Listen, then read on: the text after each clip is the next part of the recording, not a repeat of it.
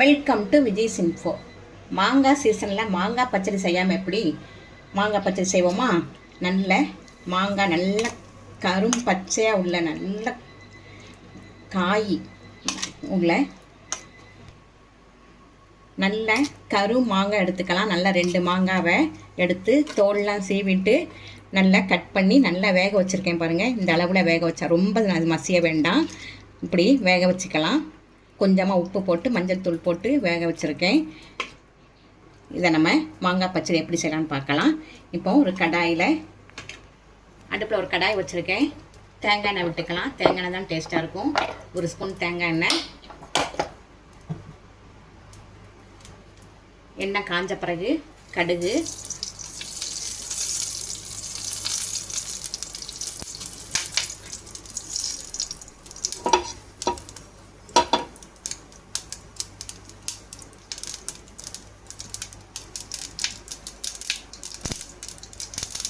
கடுகு வடிச்சிருச்சு.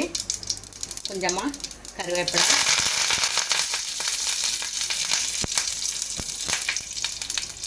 ஒரே ஒரு மிளகாய் பிச்சு போட்டிருக்கேன். இஞ்சி, 2 பச்சை மிளகாய் பொடி பொடியாக கட் பண்ணி வச்சுருக்கேன்.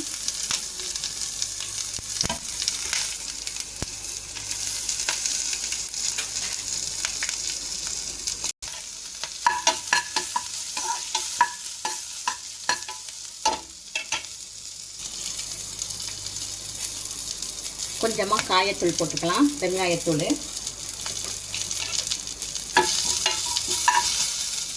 இதிலே நம்ம வேக வச்சுருக்கிற மாங்காய்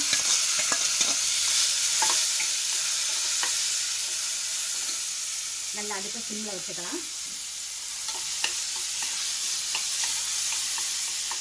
இது செஞ்சு வச்சுட்டோன்னா 1 வாரம் கூட கெடாது. சாம்பார் சாதம், ரசம் சாதத்துக்கு, தயிர் சாதத்துக்கு நல்லா சூட்டபுளாக இருக்கும். சப்பாத்தி பூரி கூட நீங்கள் ஜாம் மாதிரி வச்சுக்கலாம். இந்த உப்பு போட்டிருக்கோம். இப்போ நம்ம இதில் நாட்டு சர்க்கரை போட்டுக்கலாம்.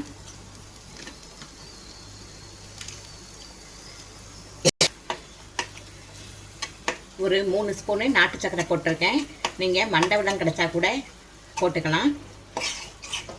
நல்லா சுத்தமான நாட்டு சர்க்கரைனால நம்ம ஒன்றுமே மண்ணுக்குன்னு கல் இருக்காது. அதனால் அப்படியே போட்டாச்சு.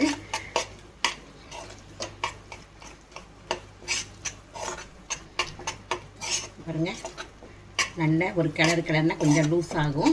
ஒரு 2 நிமிஷம் மட்டும் நம்ம கிளறிட்டு ஆஃப் பண்ணிடலாம். நல்லா கொதித்து சூப்பராக வந்துருச்சு பாருங்கள். இப்போ நம்ம ஒரு ஸ்பூனு நெய் விட்டுக்கலாம்.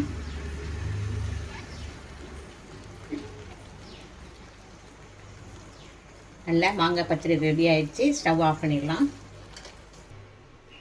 மாங்காய் சீசன் டைம் வந்துருச்சு.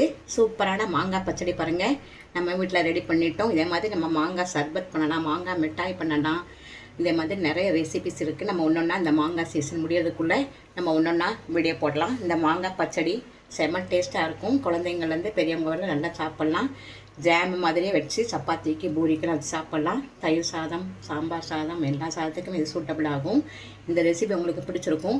பிடிச்சிருந்தால் லைக் பண்ணுங்கள், ஷேர் பண்ணுங்கள், சப்ஸ்கிரைப் பண்ணுங்கள், பெல் ஐக்கானை தட்டி விடுங்க. மற்றும் ஒரு நல்ல ரெசிபி உங்களை சந்திக்கிறேன். பாய்.